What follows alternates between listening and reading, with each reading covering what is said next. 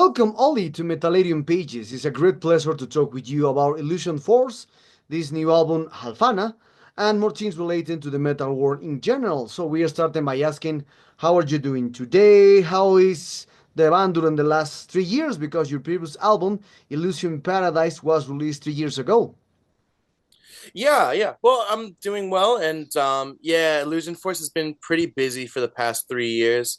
When we released our first album, maybe 5 years ago or so, it was all done independently, and just kind of put some songs together and see what happens while doing some shows. And we were able to sign with a major label in Japan, King Records, for Illusion Paradise, which got us a little bit of notoriety here and there. And by some blessing, we were able to sign with Frontiers Records for Halfana, which is what brought us to you here today. So yeah, it's been going well. Lots of tourings, lots of tours around Asia. We haven't been able to get to Europe or any other continents yet, but hopefully that will be happening soon. So Oh, okay, nice, nice. And yeah. when do you start writing songs for this Alfana? During the last couple's composition, perhaps from the Illusion Paradise, or perhaps do you rescue any composition that led with out through that album? Yeah, that is correct.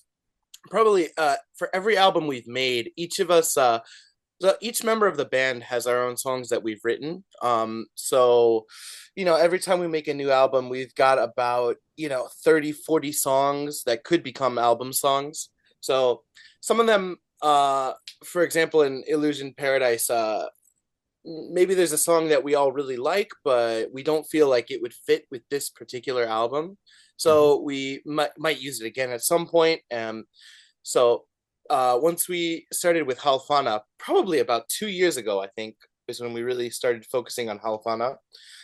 When we, got the record deal with Frontiers, we got to work really quickly. And we ended up using some of our old songs we made from a while ago, and uh, a bunch of other songs we made particularly for this album. But yeah, it's kind of a mix of both. But in the end, we arranged them all so that it sounds kind of cohesive, and it sounds like we might have written them all at the same time. But Mm. yeah, it's from all over the place, and I think on this album we have songs written by three of us in the band. So yeah, Oh, okay, okay, okay. Now we're talking about now the concept of the album because for me, Halfana, I don't know what it means because I tried to find in internet, so I don't know what it means. yeah, So I try to assume that it's a mixed words, for example, or perhaps an Japanese word that is well known there, but not known here. So who knows? So yeah, exactly what exactly the meaning of Halfana and how do you relate with the yeah. cover art? Yeah, so actually, yeah, it's none of the above. It's not even a real word, I don't think. So when we write the story for these albums, our guitarist Joji writes the story and then I make lyrics based on that. And he usually makes this whole kind of fantasy science fiction world with all kinds of characters and ideas and Halfana is one of these characters or story elements. It's not a word used anywhere else that I know of. It's a completely new original word or a name. And what it refers to is in the story of it, there's a kind of an asteroid or a comet coming towards Earth, and Oh, the name of that asteroid or comet is called Halfana, and inside of it is holding the secrets of an alien race, an alien technology. Um, and so that is the meaning of it. And as it relates to the cover art, I suppose you could imagine, this kind of angel being in the center of it, being the contents of Halfana. This like revelatory information and technology from an alien race that's come to Earth. oh, okay, nice, nice, Yeah. nice. And another thing that captured my attention into this Halfana is in some of parts of this new album, especially from the 7 to 10 songs, you use the word hibari. Well, that is Yes. a Japanese word. So for this, and why are you trying to present this hibari into this concept when it's talking about the hibari? If I remember, is like It's like a lark, Yeah, if I that's were right. right, there's a lark there. So, and what it means? What are you? These four parts is from Hibari, a lark there. Part one, part Hmm. two, and it's related with the concept that you mentioned. That is an asteroid trying to hit the world, like I don't know, like impact. I know a lot of movies for this kind of things. The meteorite that again or want to Yeah, hit the earth. yeah. So basically within this asteroid of Halfana contains kind of the seeds for this Mhm. a few different races of, I guess, robots or some kind of magical creatures that come out of it. And what one race of creatures that comes out of it is I don't remember the name of it, but this kind of creature, big bad creature that spawns monsters all over the earth, which seeks to destroy humanity. And then on the other side, we have this other race called the captains, and Mhm. the captains, there are five of them, and they're the ones who are supposed to protect Earth from these monsters. So the leader of all of them is called Hibari, Mhm. the skylark. Which the reason it's a lark is because it reunites all the captains to create one, large kind of like Voltron esque, hero Okay. to save Oh. humanity from. So it's Hibari's song brings all of them together in a way. Huh? Okay. Okay, interesting, interesting. Now talking about one thing that you mentioned early, it's about this new album is released with one of the biggest labels around the world, that is Frontier Records, because Frontier Records release great albums from heavy power and especially from hard rock, and especially Frontiers worked in the past with Victor or Avalon, King or well, this Avalon or Victor label are the huge labels in Japan, especially for the metal Oh scene. yeah. Release great records from the since the 80s, since Iwi Malmsteen. So, and for this topic, how was your enter to your Frontier Records in this? Because right now it's a great label. Yeah. So yeah, it's been a good experience. I guess the way we got into it is our manager works with a lot of international bands, and usually works with bringing bands outside of Japan into Japan, European bands. So a lot of power metal and progressive metal people come here through him. And I guess Frontier Records was looking to sign a Japanese band, and it's kind of difficult for a international label to sign a Japanese band, because most Japanese bands are singing in Japanese, or at least mostly in Japanese, which is kind of difficult for, I think, an international audience to take, to really enjoy. But Illusion Force, we're singing in English. We had a major release. We're doing some shows. We're kind of solidified in a way. So they said, they'll give us a chance. So hopefully, their blessings weren't wasted on us. But yeah, it kind of worked out like that. Oh, okay, okay. Now we're talking about now the reception of this new Halfana. How was the reception? Talking about the critics, reviews, or this kind of stuff that usually appears on the web. So how was your point of view about this? Do you usually have time to read reviews? How do you take the band reviews, etc., etc.? Yeah. Oh, that's a great question.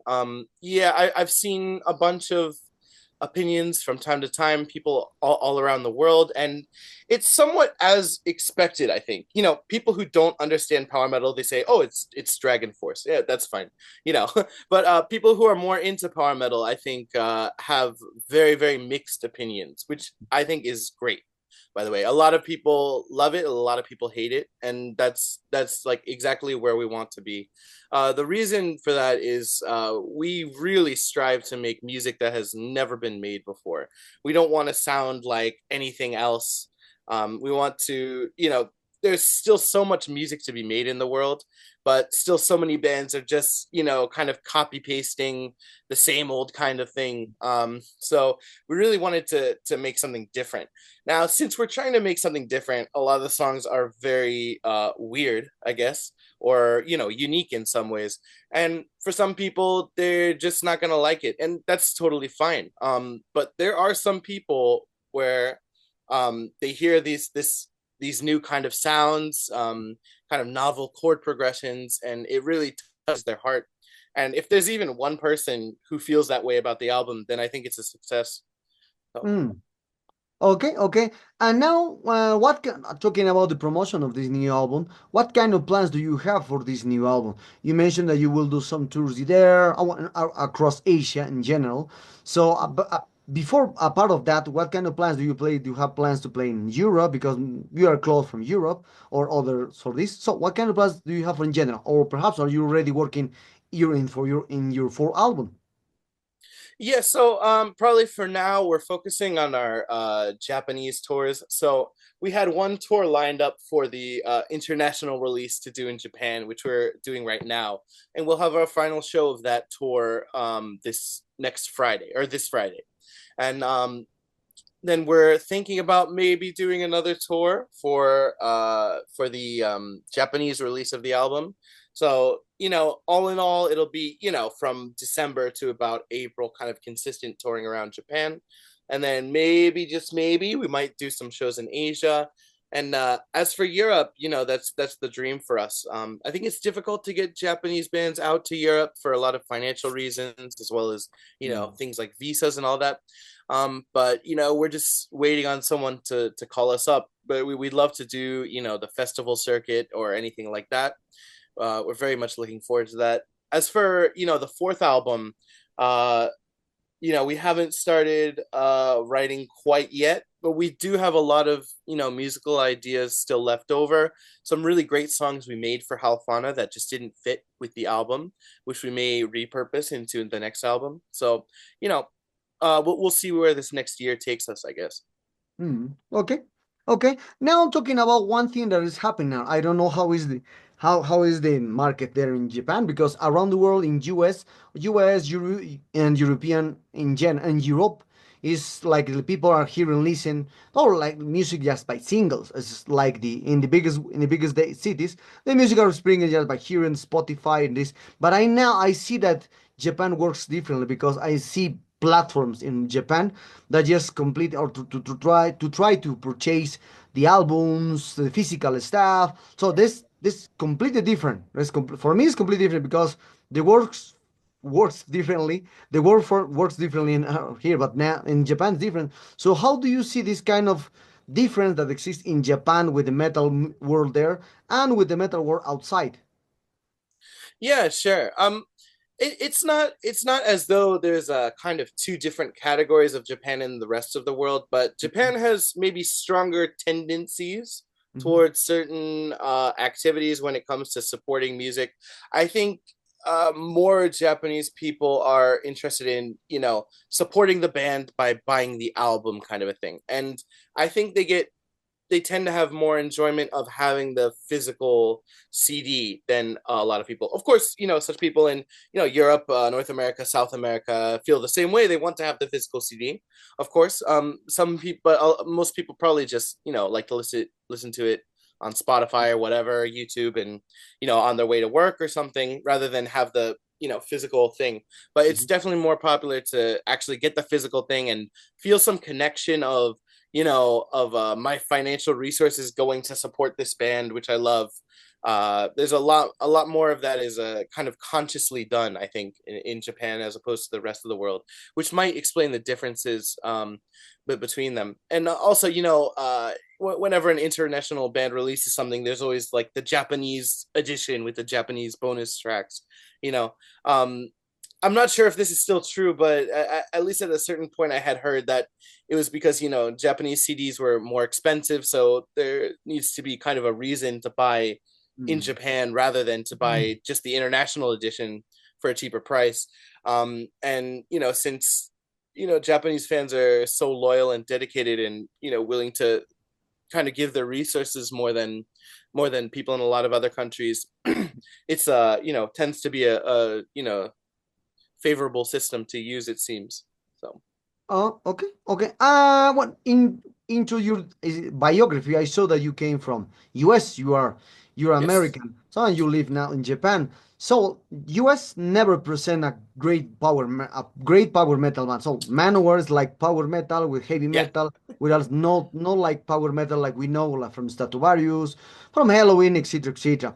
And now as when I hear this last album, you have influence, you know it, from Dragon Force and more bands that you have there. That's completely normal. So but now during the last years in Japan, I saw that the power metal rise up with a lot of bands. Tears of Tragedy, Oh Love yeah. Bites, Galnerius, Unlucky Morpheus, and the list going on. So what do you think right now happen? And also, when I try to compare this kind of power metal from Japan to the rest of the world, it's very different because Oh yeah. you try to include it. Also, the bands from there try to include it, like you, more speeded. Other bands like you know, a little speed, a little power, a little I don't know, a more stuff, a lot of pop, like and the list going on for this included more styles. So how do you see now the power metal in Japan? Do you think that the power metal in Japan nowadays trying to achieve a personal sound? Yeah, yeah. So that's a great point. And actually, I mean, to touch on the point about, me being in America, going to Japan to do music, the whole reason for me moving to Japan was because I love specifically Japanese power metal, which I think is very particular and unique. They have a lot more tendencies to mix other genres, to use more jazz and pop chord progressions, as well as more popish melodies that you usually don't hear in other places, which is a lot of what inspired me to go there. As for power metal bands coming up and all that, it's been happening for a while in Japan. When I first found Japanese power metal, it must have been like 17, 18 years ago, I suppose. Mhm. So maybe like 2006 or so. I would say, from about 2000 to 2010, there was like a real golden age of power metal coming out in Japan. There was, of course, Galnerius was starting, and we had Minstrelix and Lightbringer, and all these amazing bands coming out, kind of seemingly out of nowhere. Mhm. Um, of course, you had like the old like X Japan and some bands like that, but other than X, there wasn't like a serious boom of power metal activity until like the early 2000s. And when the early 2000s boom kind of came out, it you know a lot of amazing artists came out, and it really inspired the next generation of musicians such as myself. So I think we're seeing kind of the effects of that early 2000s, people who listened to the music in early 2000s now becoming 20, 30, 40 years old and putting out their own stuff has attributed a lot to that. I would say for that reason, like there's a lot of really excellent bands coming out of Japan right now. Uh, I guess the sad part about it is that most people who listen to power metal in Japan, about, I don't know, maybe not most, but maybe 30% of people who listen to power metal in Japan are musicians themselves. You'll find, if you go to a Galnerius concert or something like that, probably about half the people in there are guitar players, I would guess. So it's not really music for the folk, I guess. But Oh, uh, okay. Yeah, okay. I totally understand for this one. So another thing that I denoted recently in Japan is that a lot of bands appears just female bands like Baby oh yeah, Metal, Love Bites, Bandmate, and etc. yes, When I enter on YouTube, I'm so many bands or dressing like maid cafes in Tokyo or in Japan. So that's a curious thing about this. So now, how do you see, since your point of view about this, like the popularization of the metal with the pop area in Japan with these female bands? yeah, that's a very, very true observation. There's like so many amazing female musicians in Japan in the metal scene. I mean, Mhm. there are amazing female musicians in every country, but Mm. they usually don't do metal, I would say. Not that that's a good or a bad thing. It's just uncommon. But in Japan, there just happens to be a lot. I mean, the facts are the facts. There's a lot of amazing female musicians doing metal in Japan, and another fact is that there's a good market for it in Japan. A lot of people want to support female only bands Mm. for maybe a lot of different reasons, some good, some bad, but there's a market for these excellent female musicians to come out and shine and get some attention, which is Mhm. wonderful. um but yeah, that's I think there's a huge market for it. Mhm. Is maybe why so many of these bands come out and are easily accessible to people overseas, especially like Love Bites or some bands like this or Aldius or whatever. But yeah, it's a huge thing, and yeah, I mean, I think it's great. It's Mm. wonderful that they have a kind of a place, to be accepted in the Oh. metal world. So Oh, okay. Okay. I yeah. remember when I spoke with some extreme metal bands from Japan, something Subconscious Terror, other kind of bands that is far away from the power metal. And when I explained about the situation, at the same point that I presented to you about Love Bites, Bandmate, and I don't know more how, let's put the Atarashi Gakko for this one or Uh-huh. more bands for this. And they provide the information that these kind of bands like Love Bites, Bandmate, or Atarashi Gakko, there are idols bands. They are created by Right. a specific kind of people that try to sell the music for a different or for the metal or rock in general or the pop in general. So Yeah. and works differently like like a you're on a metal band created for a different way, not like an idol band. So for you Right. right now, what is going on right now with this idol means in Japan related with the metal stuff? Because when I provide information to that people, they provide me that they are idol bands, Right. nor like metal bands. Right, right. Yeah, that's an interesting point. And yeah, I think a lot of people feel that way. I mean, I must admit, like the whole idol kind of thing, I kind of don't get it. I don't really Mhm. know what it is. You see idol groups kind of classified as these singing groups. And for music as music, I don't really necessarily see the difference Mhm. of like a Love Bites album versus like a Galnerius album. I mean, of course, like they have their own sound, but in terms of these are musicians making music in the metal genre and putting it out there. I'm not sure what would make Love Bites then suddenly idol, except for the fact that they're all women. um Perhaps the people who buy the album would be a different category. Like, of course, metal fans are probably going to buy both of the albums. They're both, making great metal music. But I think Love Bites might have access to this other category of, I don't know, other kind of people that maybe aren't that interested in metal, but just like the way the members of the band look. But in terms of the members of the band themselves, the fact that they're women or wear flashy clothes or whatever, I don't see why that would make it a separate category to me. But it might have to do more with the marketing of it. But it's kind of a mystery to me. It's an interesting phenomenon, honestly. Like, it's such a huge thing in Japan, and I don't know. I guess further research needs to be done on it. You know. Okay, okay, okay. And well, and another thing I saw into the concerts when I saw a concert from Love Bites, from Batmate, or from Baby Metal, I saw the old shows are completely sold out, full of people going especially in Japan, Tokyo, Osaka, etc., etc. You can see that. So, and I and for me it's a curious because when I saw concerts in like Suffocation in US, there is no sold out, or Incantation is not sold out. Yeah. So some shows there are not sold out. Even there are bands from US and great bands from US, but or even Manowar when plays in US doesn't have sold out shows there. But when they go to Europe, they go sold out, and that's a curious thing. When I saw that these gigs with these well-known bands, Love Bites, Baby Metal, Bandmate, I saw that all shows in Japan are sold out. So for you, how is the difference between the Japan and also one thing that I denoted into these shows is that the people from Japan doesn't use cell phones to see. There's no using filming. I don't Oh know yeah. why. That's strange.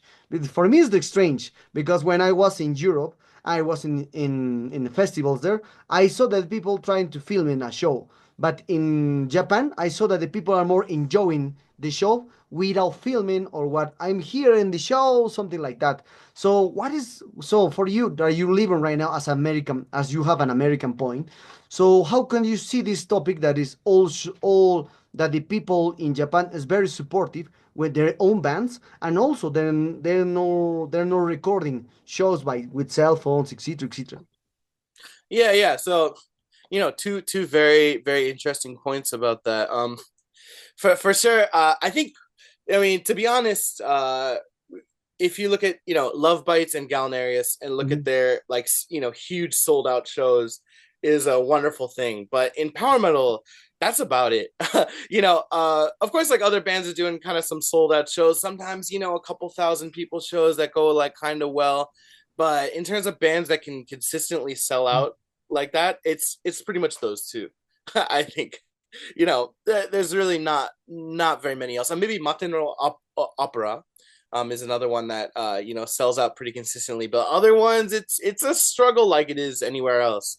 But that being said, I think there is more of a culture of going to live shows on the weekends, more so than a lot of other countries in Japan, especially compared to America. If you go to America, there's so many even like metal bands that are playing like bars and things like that. But in Japan, you have many more dedicated live venues, these live houses that are just absolutely everywhere, and there's bands playing there, almost every single night.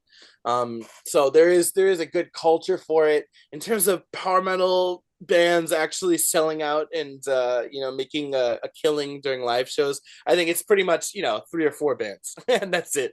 But when it comes to the audience is not taking pictures and things like that, it's kind of it depends on the venue too. A lot of venues just out and out say like you're not allowed to take pictures here, and there could Mm. be a lot of reasons for that. I've also we've played shows with bands that explicitly say like it is okay for you to take pictures of us, so please take a video of us, put it on Instagram, whatever, and then people will, if they're invited to. But I think there's a lot more sensitivity about taking pictures of people, and taking videos of people without their permission over there. It's taboo and in a lot of cases illegal to do so, in public. And I guess just because they're on a stage doesn't make that any different to a lot of people in a way. So yeah, I mean that might be part of the reason, but yeah, it's interesting. It is interesting. But I've seen, every time Illusion Force does a show, there's plenty of people who then upload pictures of it, which we don't mind. It's no problem at all. But there are some people taking some photos, taking videos here and there. But Yeah. if you look at like these big European festivals, I'm sure it's just constantly people with their Yeah. phones out, like enjoying it through the screen rather than with their own eyes. But you know. I mean, they can enjoy it later too. It's not a good or bad thing, but yeah, definitely different. Okay, okay. And so we are close to this interview, Ollie. And for this Yep. one, we are talking about for a different kind of things. We spoke about a little more for the scene, the sound, this new album, the meaning of Halfana, because there is a new word in the world. So, and for this, but we will talk about perhaps do you hear about one thing about the synesthesia? Synesthesia. Uh-huh, that is correct. Yeah, like Yeah. are you talking about like seeing or like hearing colors or like that kind of thing? Yes, when you hear Yeah. the music, some people see colors and other people smells, other people feel tasted. So that's a very Yeah. diverse things. So if we try to relate this concept of the synesthesia with the Halfana has, Oh. which taste, which taste, colors and smells that this Halfana has for you? Ah, okay, okay, okay. So I would say, if you talk about other albums, you might, and like let's say they're like pizzas, right? Maybe, Dragon Force makes a pepperoni pizza album and Galnerius has a sausage pizza album. Probably ours, every single slice is a different flavor. We got some pineapple in there, we got some pepperoni in there, some onions, some onion plus sausage. Mhm. some monstrosities in there. So you can't eat it all at once. You can't eat every single slice. You have to take it one slice at a time.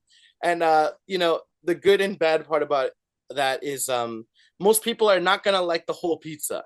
You know what I mean? Some people are gonna like the pepperoni and the sausage, but they're gonna hate the pineapple, or vice versa. So I think that might be a good way to say it. More specifically about what Mm. how one might experience the album overall Mhm. is yeah, like lots of vibrant colors, I think, going on. If you were to just close your eyes, imagine kind of glimmering natural sci-fi-esque landscapes. That might be the kind of image you might get when listening to some of the songs. And then in other darker songs, a kind of deep dark red hellish atmosphere is created as well. So there's I guess something for everybody, and um also nothing for anybody in a way. If that makes any sense. Yeah. Okay, okay, okay, okay. And now, one of the last questions for this interview. It is, as you can see now, as you are when I hear for the first time this Halfana, you have a lot of great execution as a musicians because that right now there's the new world and the standardization is for the sound is great. That's completely normal now. There's a lot of standardization of the sound, and you work a lot with the scales, the rhymes. I didn't know that you a lot of things perfect. So, but now, when I remember the first era of the power metal, all is not like that perfect. When you hear the first album from Stratovarius, Hello in Gamma Ray, it's not perfect, but they're great musicians at that moment. So now, how do you see this concept of the standardization of the sound in the music? Is good or is bad for your point of view? Yeah, that's a good question. I mean, I would say mostly a good thing. And the reason for that is when I listen to a new power metal album and I want to hear something new, I'm not so concerned about the how tight the musicianship is, rather than the actual songs, the music that they're creating. And since the music that we can create is, from now on near infinite, uh, if we can, make, partake in this infinity of music while also, kind of nailing the parts so that there's no ambiguity about what's being played, I think that could be helpful. For an album like Halfana, I think if it was played more haphazardly, a lot of it would become unrecognizable. Mhm. There's a few tracks, like for example, like Miracle Superior is one that comes to mind. I think if our playing wasn't exactly on the meter, then it would be just a complete mess, and I think nobody would know what's going on, which is a challenge when we play live. Like we have to nail Mhm. it in perfect on stage, covered in sweat every single time, or else nobody's gonna know what's going on. So yeah, to answer your question, I guess yeah, it's like it's fine. This kind of standardization of the uh, expectation of the I guess rhythmic tightness being very high. I think is all well and good. Doesn't bother me too much. So Oh, okay, okay. yeah. Well, Ollie, we arrived to the sad moment of this interview. I hope you enjoyed this interview like me. This new album is a great one. Congratulations on it. I really enjoyed it. We put Thank we you. put a 9 from 10, so it's a great Whoa. score. Web. So thank you very much. Thank you very much for this interview. And perhaps you want to add something to your new Latin American fans and obviously Metallarium followers. Yeah, yeah. Well, all I would say is, if you decide to listen to our album, listen to it with no expectations. Just put it in your ears. Don't listen to anybody's opinions. And if you like it, you like it. If you hate it, you hate it. And that's the end of the story. I think don't let anybody pressure you into thinking this album is good or bad in any way. Just trust your ears, because your ears will tell you the truth.